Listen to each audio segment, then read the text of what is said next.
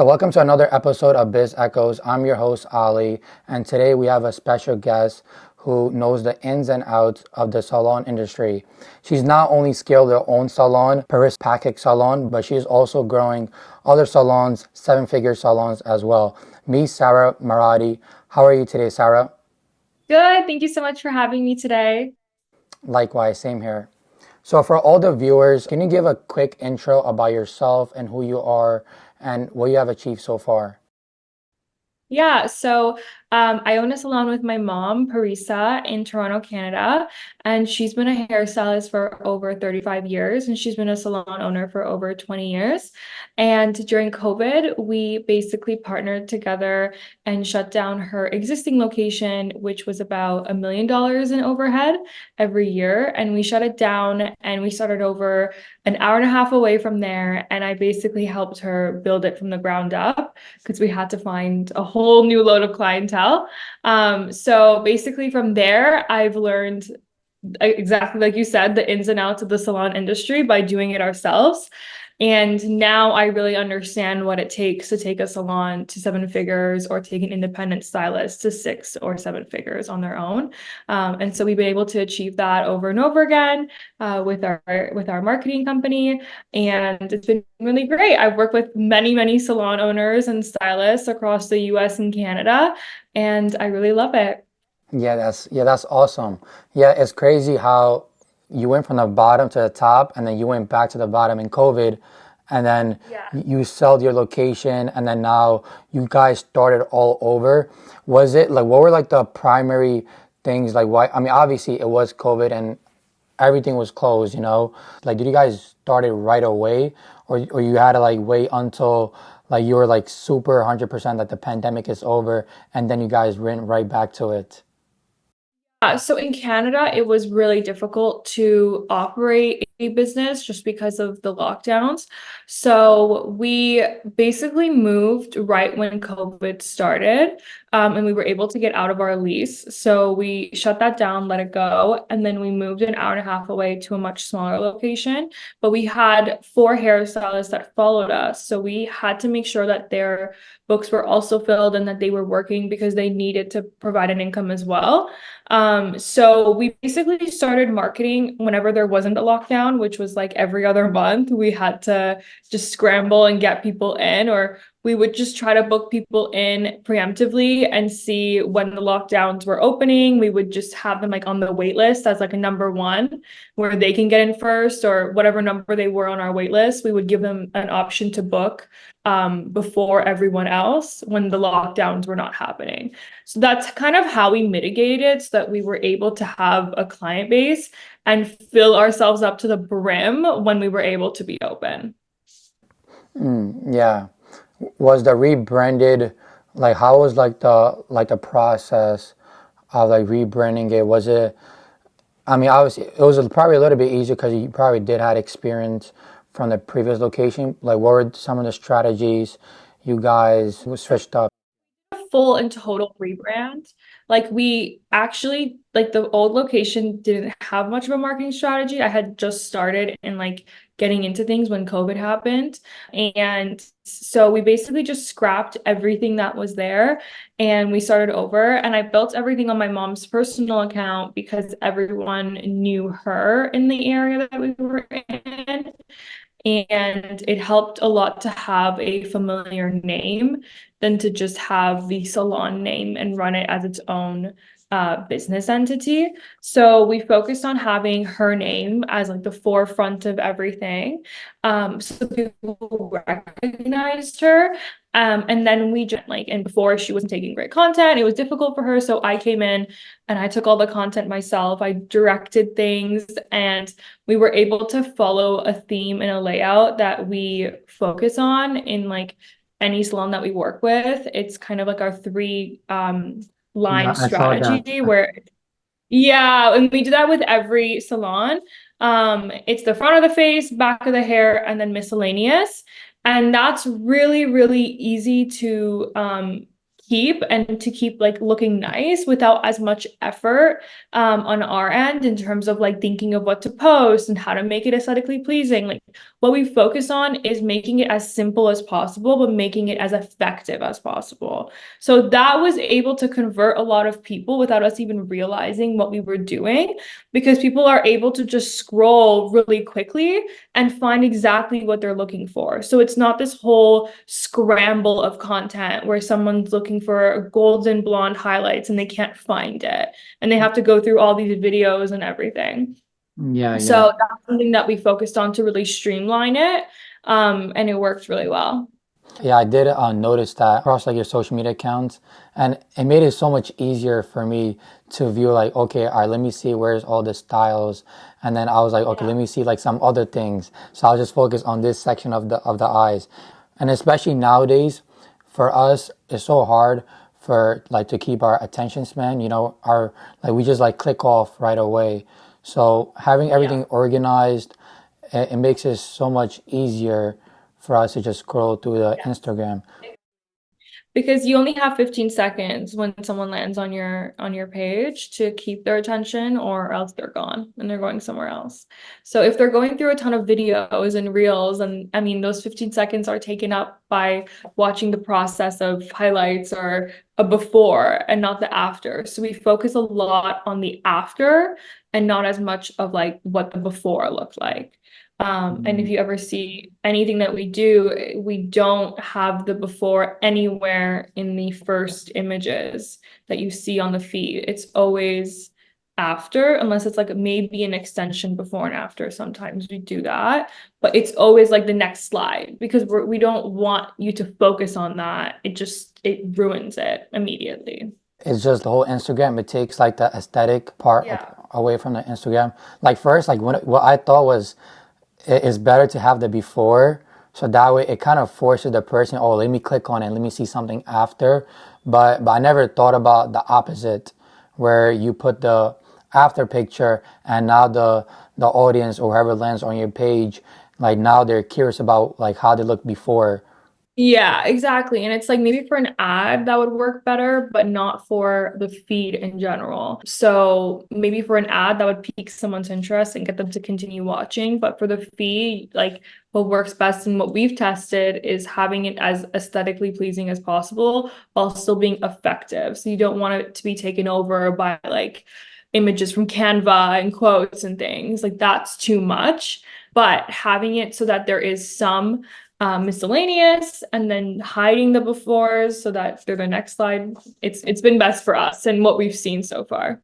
Yeah, yeah. And I know, like you mentioned before, when you guys first opened like that new location, you mentioned 30 minutes away from the other location.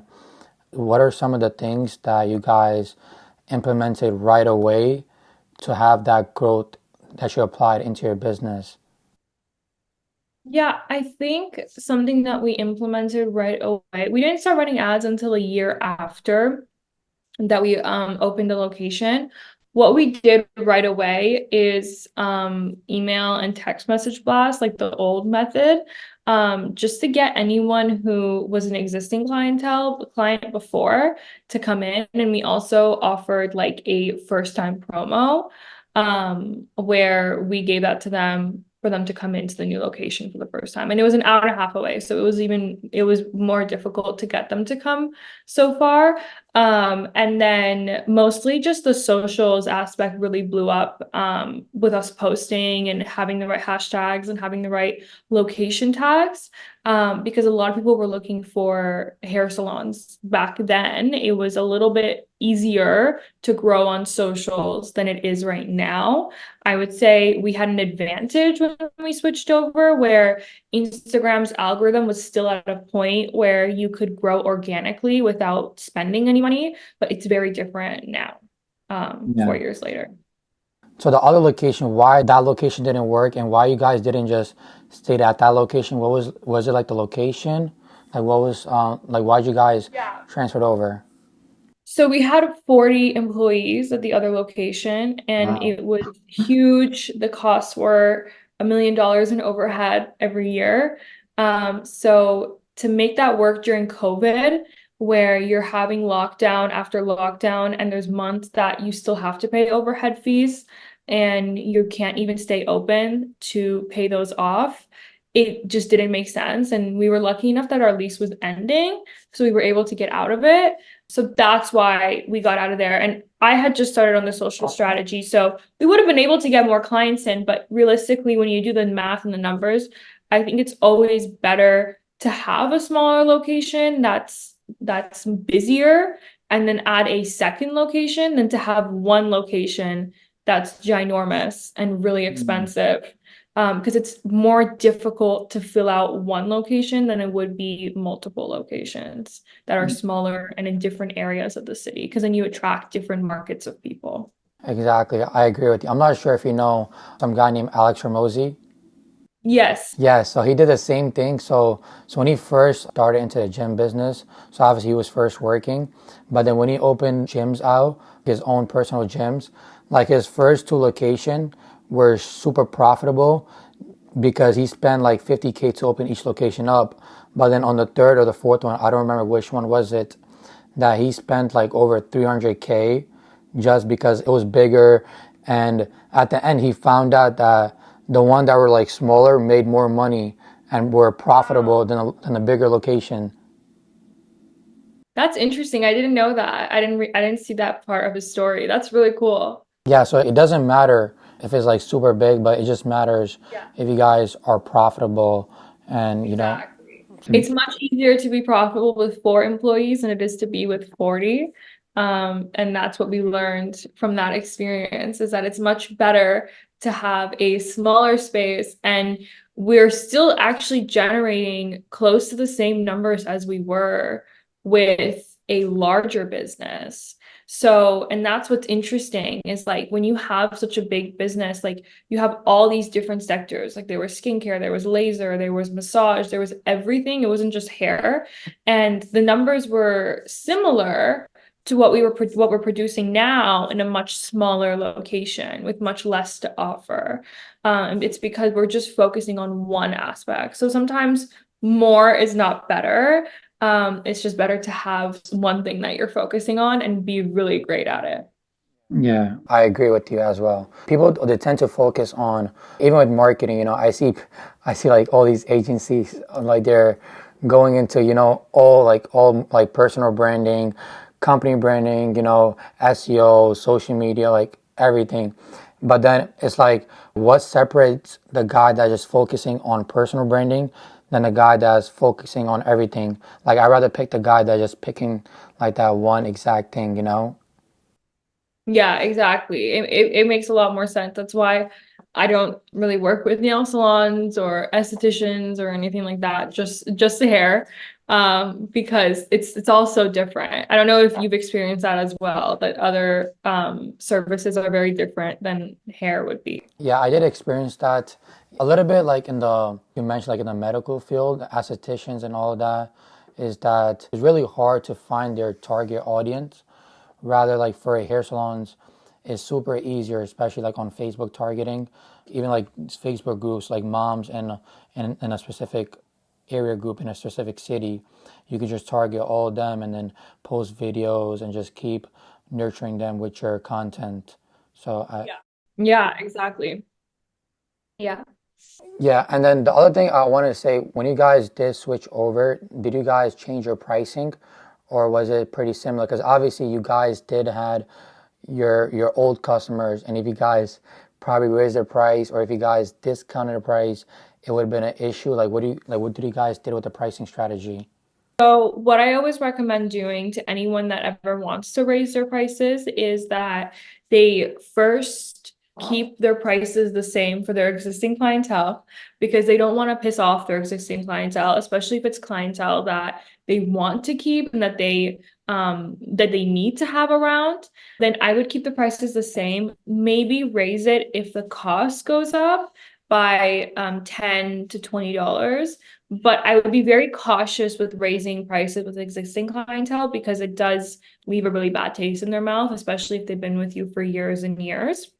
What we did instead was, when we had new clientele coming in, we imposed the new charges and the new prices on the new clientele because they didn't have our old pricing in mind. So it was okay to go with what we wanted to with new clientele. And I always recommend that if you want to increase your prices, you need to have a high amount of new clientele coming in. So you can even just test your new pricing with them and see, like, would the market accept this in my area? So we would do split testing where we'd see if one group of clientele, if we increase it by $20 and the other one we increase it by $40, do the ones that we're increasing it by $40 still book an appointment, or are the ones that we just increase it by $20, are they more likely to book an appointment? Or do they both just come in and then we can increase it by $40? So that's kind of how we did it strategically, so we could see how much we could actually charge without people saying, okay, you know what, I'm not interested. And we continuously increase our prices every year because the cost goes up and our demand goes up. And when your demand goes up, your prices have to go up, or else you cannot keep up with the amount of people that are trying to book with you. So by becoming a more exclusive salon that's more in high demand, you're able to charge much higher prices.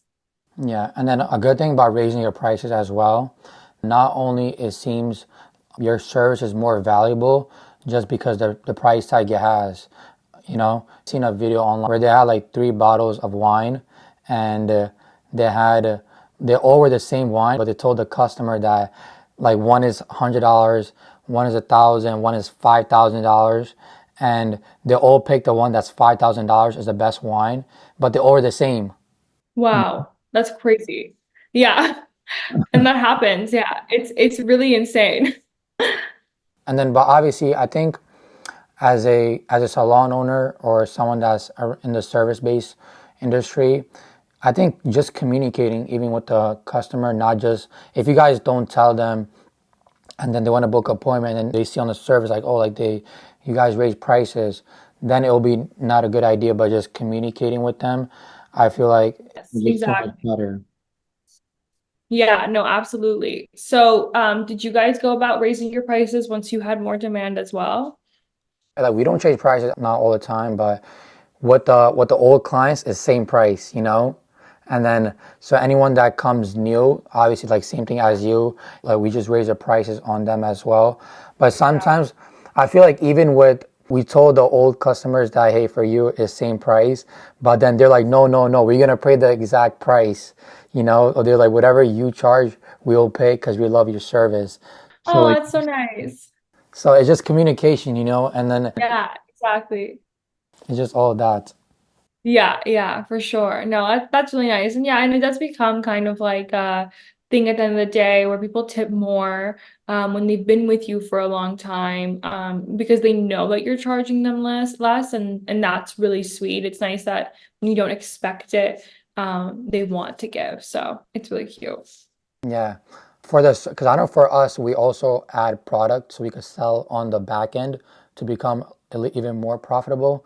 Are you guys selling products as well on the side? I know you have your own coaching business for marketing and you're selling digital products. How are you implementing other products to sell customers that are coming into the salon? Yeah, so we have a lot of different lines in the hair salon. We do Verb, we do Redken, we do Moroccan oil. We took Olaplex off because of their scandal, so we don't sell Olaplex anymore. But we also have K18, like we sell everything that's trending, even Color Wow. But we also have our own product that we developed as well, which is a hair growth oil. So basically, we started selling that in the salon. And it's exactly what I used in my bathroom. I had a bunch of different oils that I would mix and put on my hair every day. So we basically formulated our own recipe for hair growth and strengthening oil. So it works for your ends and your roots, and it makes it shinier as well after you style your hair. So we sell that oil as well. And then we're going to start putting it on Amazon soon as well and on social media to sell. So we all started doing that because we noticed there was a gap in the industry where if you look at suppliers and what they have, it's very rare that you find an organic, all natural hair growth oil. It's really common on social media now, but suppliers don't have that for hair salons. So we thought, why not make it for ourselves? And everyone is obsessed with it. They love it. Yeah, and it's a good upsell as well. But how did you guys came up with the ingredients or what? Yeah, so I did a lot of research years and years ago, because I was dealing with my hair breaking off. And it was just a change randomly. It wasn't necessarily like chemical damage or anything like that. My hair was just not strong anymore, and I always had a lot of hair. So I did a lot of research a few years ago, and I found out that certain oils are amazing for hair, any hair that's like breaking off or hair that's not growing well. So I basically bought a bunch of oils. I bought like 6 or 7 different oils, and I would just take them every night and I would put them in my hand and mix it all together in my hand. And then I'd put it on my hair. And I have photos of my hair before I started doing this, and it looked horrible.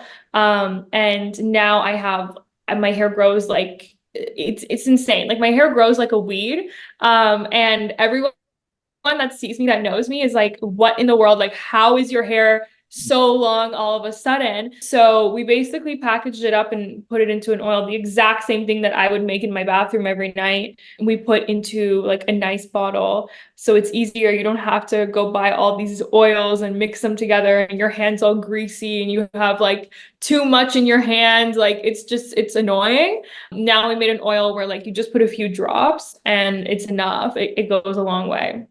Is it for men's as well or only women's? Yeah, it's for men as well, actually. Yeah, it helps with hair growth. Like anyone that needs some help with hair growth or curly hair, like men with curly hair, my dad uses it.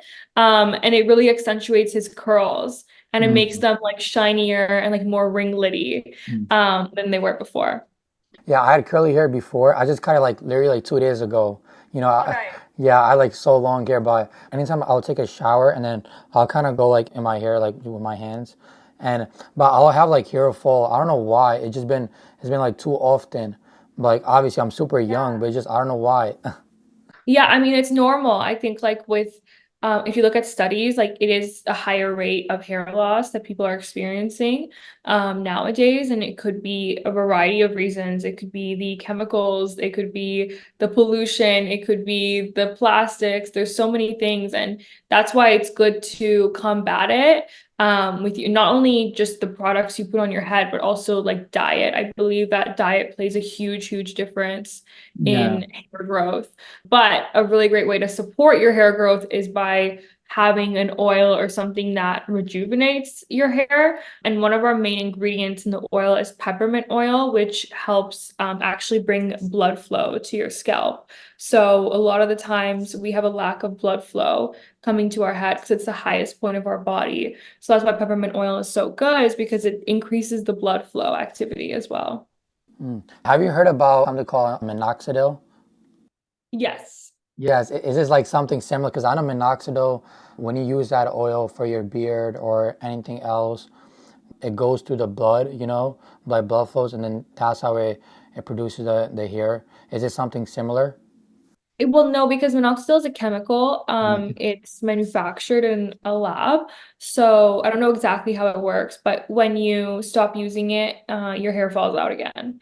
So it's not really something that is great for, let's say, like women, for example, because the hair loss for women is so different than it is for men. And you can actually grow your hair back as a woman much easier than you can as a man. So using like a hair oil like the one that we have, it's not something you have to commit to for the rest of your life, whereas minoxidil is. So it just helps rejuvenate the hair and bring it back to a healthier state. But with minoxidil, you have to keep using it. Okay, yeah, I'll check it out. Products are on your website. No, we don't have it online yet, but I'll send it to you Oh once my we do it. It's God. called, yeah, it's called extra virgin. Because it's the main ingredient is extra virgin olive oil. Your product is not out online, right? You said? No, no, but we're going to have it launched on Amazon very soon. Mm. And you guys should probably like do like an ecom page, you know? We're gonna have a Shopify page as well. Yeah. Yeah, that'll be awesome. Yeah. So, and going into marketing, obviously, that's really crucial nowadays. You know, everyone's on social media 24/7. What has been the strategies you guys use to keep up with any market trends? You know, I know you did mention this three-step process where you guys use the after picks, any miscellaneous, and then obviously some other things you guys use. What are some other things you guys do for marketing? Yeah, so we always have ads running that entice people to message us, but we don't ever do like a discount or money off because we found that the type of clients that you attract with a discount or any money off a service is not the best type of client. They usually come in once and then they kind of ghost. And we've tested it with many different salons and different locations, and sometimes it works, sometimes it's just not the best. It's not consistent enough for us. So we just have different incentivizations to bring them in, get them to send us a message, and then from there, we have a sales process that we've used to essentially that we've taken from many, many responses and use that to then convert them into a booking. So we have a three-step follow-up method that we use in order to make sure that we're making use out of anyone that comes in through an ad so that we can really get as many bookings as possible. Oh yeah, I use a similar process for the. It's like you call before, then you call like the day of, and then the day after. Where how'd you like the service? Is it something similar to that? No, so we don't use we actually don't call at all. We No. only use Messenger and Instagram DMs because we found it's too difficult for our stylists that we work with or salon owners to actually find time in their day to call the leads that come in. So we found that it's actually much, even though we get more leads when you have it set up so that you're collecting their information, we're not converting them at a high enough rate because there's just too much difficulty and there's too many steps involved with someone actually sitting down and calling their leads. Yeah, yeah, 100%. Because now you got to pay someone extra, and then sometimes Yeah. like some customers like they don't even like to be bothered to be called. Simple message. Yeah, people don't like to call that much anymore. People don't answer the phone that much anymore. So we found this works best, and it also brings a lot more traction to the social pages, which in turn boosts us so that anyone that we work with is typically either number one or in the top five in search results for their area for Mm. hair on Instagram and on Google and on Facebook. So it's really great that way because when you're running ads, you're able to also utilize that aspect of having like an extra boost on there. Yeah, and then for the ads, I know you mentioned that you guys don't use too much promotions like discount offs. So like, what is the incentive? Why someone should click on the ad and come to your salon? What is that promotion? With me, it'll be probably like a free trial, like for marketing, or for like a hair salon, it'll be, like 20% off, or even like some services that like some salons could offer for free. Like let's say a blow dryer or like adding like bonuses, but like for us it might be free, but we just like kind of put that in the offer so that way it just seems more valuable. So that's something that we use. Yeah, no, and that's something that makes a lot of sense because you're able to get them in and get them to send a message and get them incentivized. So there are a million ways to really do that. It just depends on really what works in the area. And so that's kind of what we work on is testing so that we're able to understand what that specific demographic reacts the best to. And that's when we really see what the winning ad is for the area. And that's how we're able to get we get messages as low as like $1 to $2 a lead. So we're able to get it really low because we do so much testing at the beginning that we're able to understand what the winner is. And then we never stop testing after that. We continue testing and adding in new images, but we're able to really understand that. Yeah, yeah, 100%. So obviously not anything is all like nice and all that in the industry. There are challenges. What has been some of the challenges that you have faced starting out in your years in the salon? Yeah, I think definitely COVID was the biggest challenge, and I kind of came in at the trickiest time ever. But I feel like Since COVID, the industry has really shifted and it's been very different than it was before, where now people are less likely to spend as much money. It's a little bit tighter. So you have to change your advertising methods to accommodate for that because it's not as easy to get a conversion as it was before COVID or during COVID, even. So now it's just different, but just learning to adapt to these changes is, I think, the most, I guess, difficult part of it all. But overall, I'm really lucky that my mom really understands the ins and outs of how to run a salon day to day. And she has amazing staff that have been loyal to her for over 10 years, one of them over 20 years. So, yeah, so it's been really great in that aspect, and changing over was the best thing that we ever did. Yeah. So if there had to be like another pandemic, right? Like obviously like we don't want another pandemic, but I'm just saying if there was something like another conflict nowadays, it's like so much conflict going on within different countries and a lot of places do shut down. Would you guys transition into maybe going obviously remote for the any marketing, anything is already remote, but for the salon, would it be like mobile, like going to different places? Yeah, I don't know what we do exactly. I think that's why we positioned ourselves, and I always recommend positioning yourself in a way that your business can handle something like that, where the costs are not so high, where you can't possibly handle something like that. And I think it's really important at the end of the day to look and consider your numbers. If you can't handle being closed for 2 months, then that place might be out of your budget. If like the amount that you're saving and that you have saved from the months that you are running, if you can't handle having a 2 month closure or 3 month closure, then that's a really dangerous spot to be in. And maybe you should consider being in a smaller space like we have now. And that's what we did immediately, was pivot to a smaller location where we could handle being closed if we had to. Yeah, yeah. I never thought about, I mean, obviously, like keeping those numbers in mind, but it's like usually when those rough times do come in place, it's not for very too long. It's maybe a couple months, 6 months.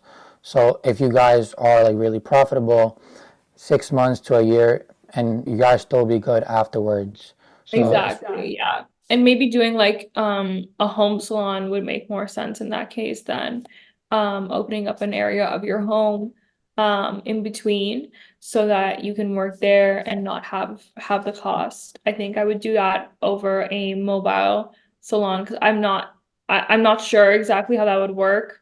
I never considered it. But there were a couple people that wanted us to come to their houses during COVID, but we obviously said no because it was COVID and you can't do that. yeah, So it's a matter of you can't go anywhere. I would say just cutting your costs as much as you can to be able to position yourself to handle that. yeah, yeah. I agree. I agree, 100%.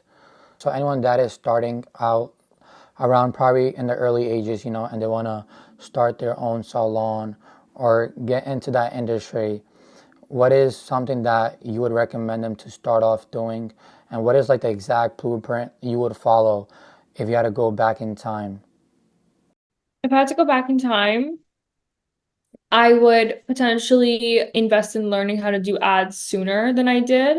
And I would say that that's the most crucial thing nowadays is that you have a consistent method of bringing in clientele day in and day out. And social media just like doesn't cut it on its own anymore. So I think it's really important to have your ads running so that it's successful and it's converting you clientele. So I probably would have just invested in education sooner than I did. The education is the main part, but then for someone that wants to start their salon, obviously it's better for them to like work at a place and learn how it works and then open their salon, correct? Yeah, I think it depends on the person. Like if there's someone that wants to and can financially handle the responsibility of having like their own small space, like a salon suite, I think that's a great idea. I just think it should be something where you really think about and consider where you're going to bring your clients from. I don't think necessarily everyone needs to start working at a salon. to get the idea of what they need to do. I think sometimes it's better to try doing it on your own first and kind of understanding the business as a whole rather than depending on someone else for clientele and then never learning how to do that. Mm. So I think that for right now, like this generation, salon suites are very, very popular. And it's something that a lot of people are doing. And I think it's amazing because they're learning how to be set up and independent on their own rather than being a commission stylist. And their clients are basically capped at how much the salon can bring them in. It's not really based on their work and what they can do. And I feel like that kind of can make you lazier in a way to like trying to find new ways because you're kind of comfortable with the amount of clientele coming in. So you're not thinking of new ways to have a ton of clientele. Yeah, yeah. Honestly, it's just starting somewhere, because people don't realize is that like when you take from no step to one step, is like you learn so much, just because you meet people, you're like, oh, like that way didn't work out. Let me go back to the old way. So I feel like just starting out and learning from someone, having a mentor, I think is really beneficial to have, that could guide you, because obviously they've been there, you know. Yeah, So I think that's really crucial to have. yeah, absolutely. So finally, what's next for your mom's salon and obviously for your marketing business? What's next? Yeah, I mean, there isn't much next that we're gonna do in the salon. I think eventually she's gonna step out from behind the chair in the next few years and kind of let the business run on its own now. But for my business, I will continue to help hair salon owners and stylists and I love doing that. So I'm just gonna be expanding that and meeting new people and being able to help them in their business. Hmm. Is there like any cap that you could take amount? So let's say if there's like 100 salon owners that wants to work with you right now, you know, like what is your cap a month? I mean, that's difficult to say because if we would have like just like we don't have enough employees to be able to handle too many people right now. So I would say right now my cap would probably be like 30 salons and then I would need to hire people on to help Yeah. out. Yeah, and they create processes. Obviously, there's system in place. Like I know sometimes onboarding could be 2 hours, but for someone that's, for example, like you probably have a process where onboarding takes less than 5 minutes. You know? Yeah, exactly. And I just have like enough hours in the day where we can handle that as a team. But if it went beyond 30, I think we'd have to hire on a few new positions. Yeah, of course.